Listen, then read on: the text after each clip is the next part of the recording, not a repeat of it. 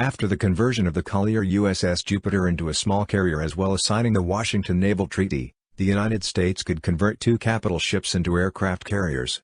So two of the Lexington-class battlecruisers were chosen for conversion, one was Lexington herself and the other one was Saratoga. Designations were CV-2 and CV-3. Out of all the conversions in the world, these two would be arguably the best. Each had a displacement at 37,000 tons at standard displacement. Length was at 259 meters, beam at 32.2 meters and draft at 9.3 meters.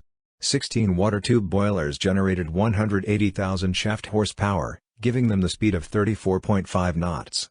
Original armament consisted of 4 twin 8-inch guns and 12 single 5-inch dual-purpose guns. One large hangar could be filled with up to 90 aircraft if spares were stored on the ceiling. 2 elevators were placed midships. A large funnel was placed on the starboard side, just behind an island. Hangars were enclosed. On December 7, Lexington was ferrying aircraft to Midway, and when Japan attacked Wake Island a day later, Saratoga was sent as a relief force to defend the island but had to retreat due to the 2nd Carrier Division present there.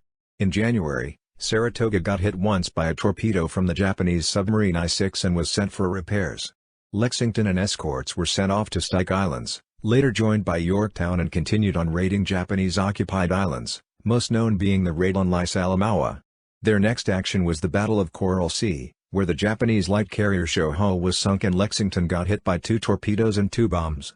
Later that day, due to fires and explosions in Lexington, her crew was ordered to evacuate and the ship was scuttled by the destroyer Phelps. Saratoga just missed Midway but took part in the Guadalcanal campaign, being the flagship of her own task force.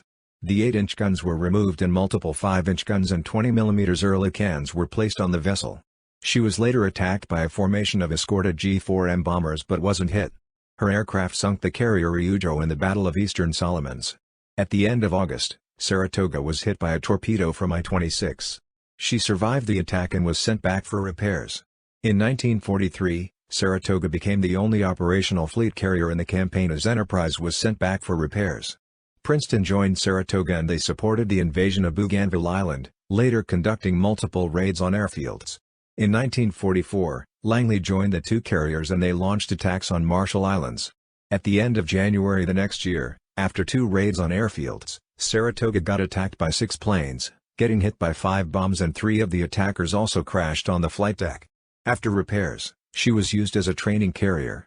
After the war, she took part in Operation Magic Carpet and later in Operation Crossroads.